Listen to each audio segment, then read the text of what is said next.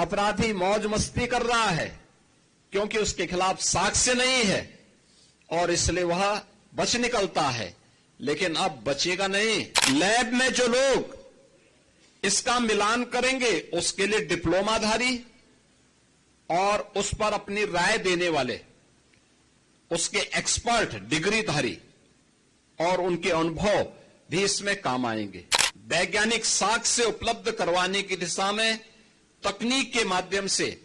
अपराधी को समय पे सजा दिलाकर एक पीड़ित को न्याय दिलाने के लिए सरकार के द्वारा किए गए प्रयास का हिस्सा है और यह फॉरेंसिक लैब मॉडर्न पुलिस के लिए एक गेम चेंजर के रूप में काम आने वाली है। पिछले 8 वर्ष में 2,19,000 केवल भर्ती उत्तर प्रदेश पुलिस में हुई है। 2,19,000। आज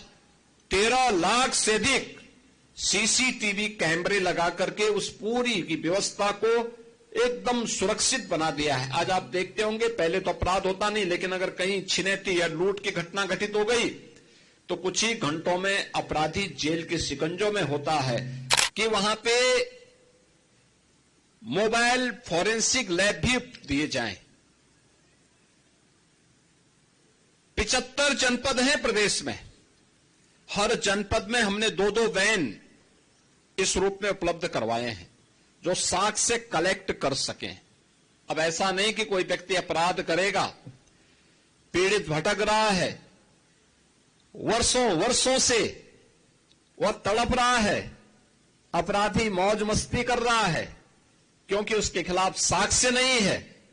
और इसलिए वह बच निकलता है, लेकिन अब बचेगा नहीं क्योंकि अपराध होने के कुछ ही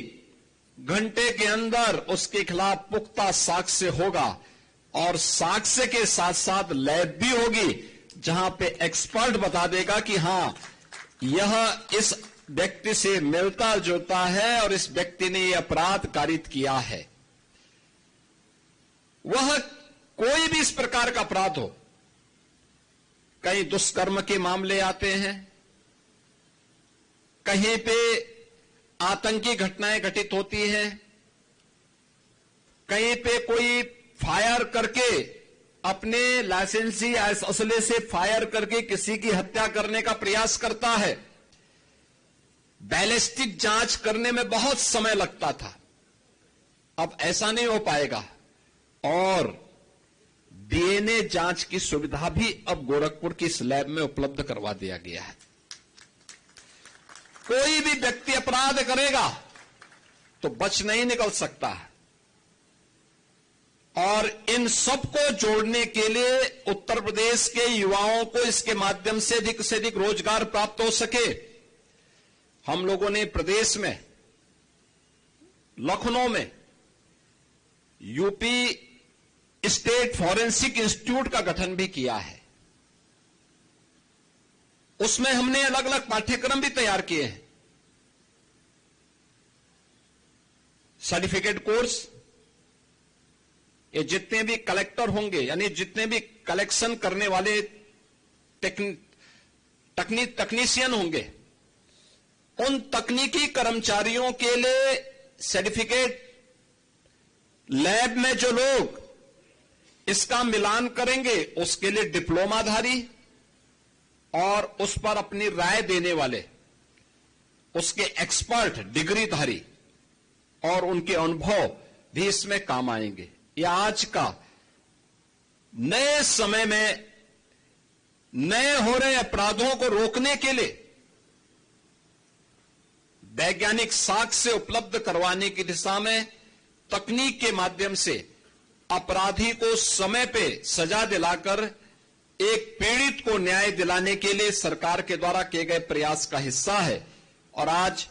गोरखपुर की इस अपग्रेड लैब को, जो ये श्रेणी की लैब है,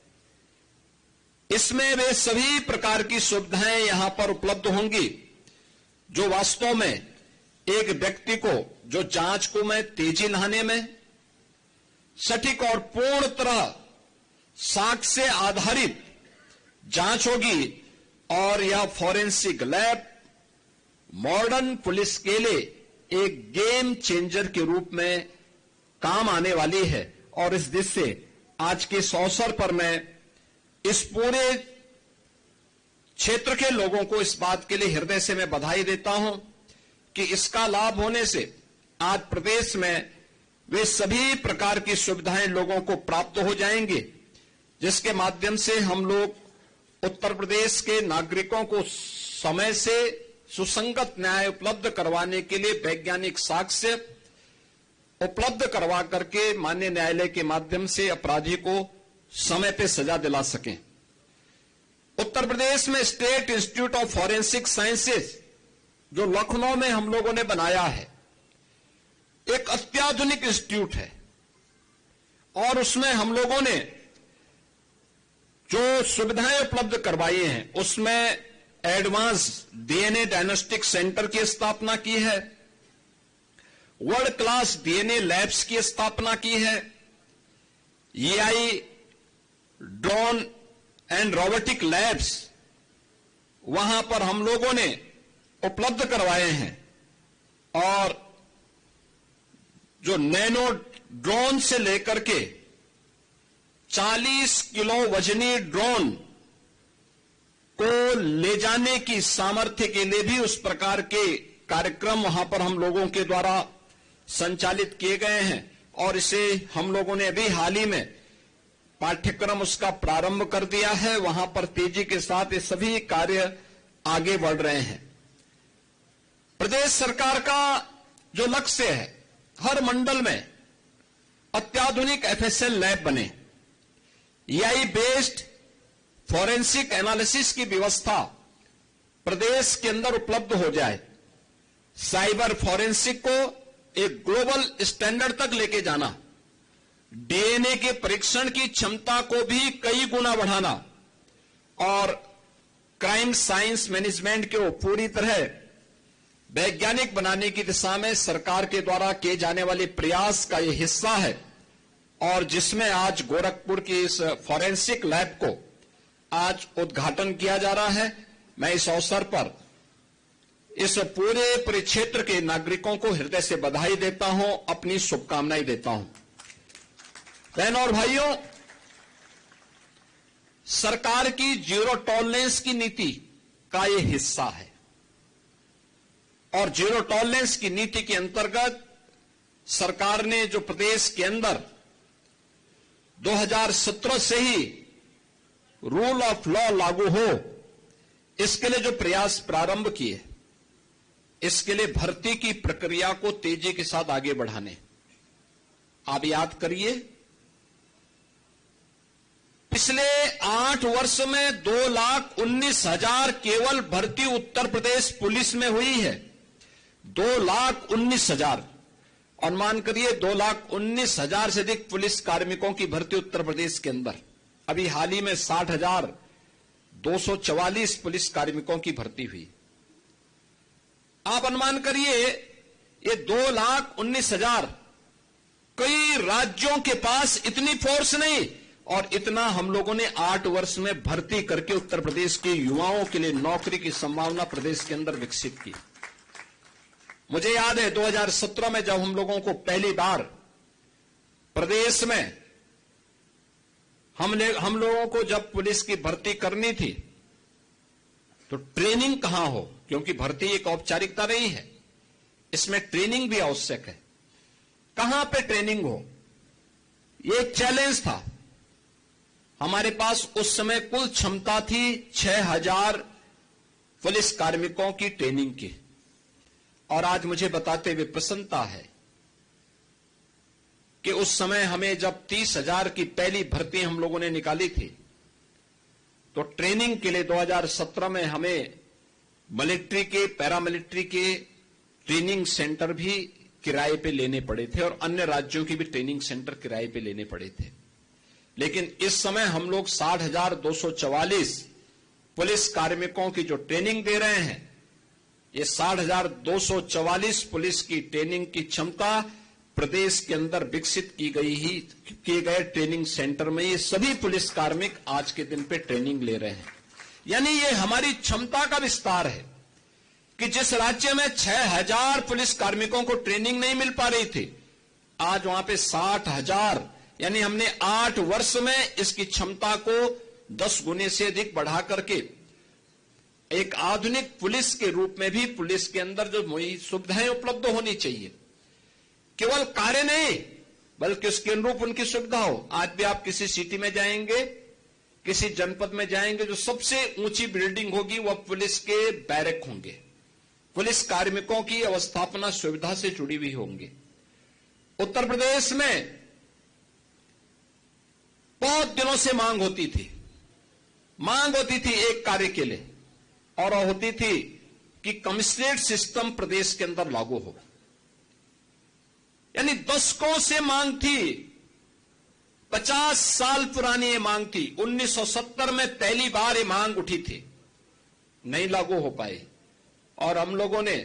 2020 में इस प्रक्रिया को आगे बढ़ाया। अब तक 7 जिले ऐसे हैं जहां पुलिस कमिश्नरेट सिस्टम हम लागू कर चुके हैं। ये पुलिस की मॉडर्नाइजेशन का उसका एक पार्ट है। सेफ सिटी के लिए 2016 में माननीय उच्चतम न्यायालय ने इसके बारे में देश के सभी राज्यों को आदेशित किया था, लेकिन इस पे अनिर्णय का शिकार बना हुआ था पूरी मशीनरी। हम लोगों ने आकर के आज प्रदेश के अंदर 17 म्युनिसिपल कॉर्पोरेशन को और नोएडा, ग्रेटर नोएडा को सेफ सिटी के रूप में integrated command and control centre के साथ जोड़ते हुए आज 13 लाख से अधिक सीसीटीवी कैमरे लगा करके उस पूरी की व्यवस्था को एकदम सुरक्षित बना दिया है। आज आप देखते होंगे, पहले तो अपराध होता नहीं, लेकिन अगर कहीं छिनैती या लूट की घटना घटित हो गई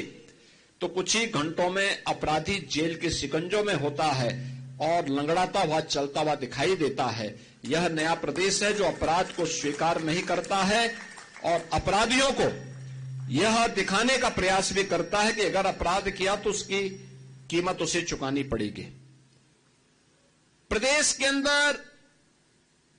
पिछली सरकारों ने पीएसी बल को पूरी तरह समाप्त करने की साजिश रची थी। हम लोगों ने उसको फिर से गठित किया। जो 34 कंपनियां समाप्त हो गई थी उसका पुनर्गठन कर दिया। प्रदेश में एसएसएफ को हम लेके आए, स्पेशल सिक्योरिटी फोर्स का गठन, एसडीआरएफ का गठन,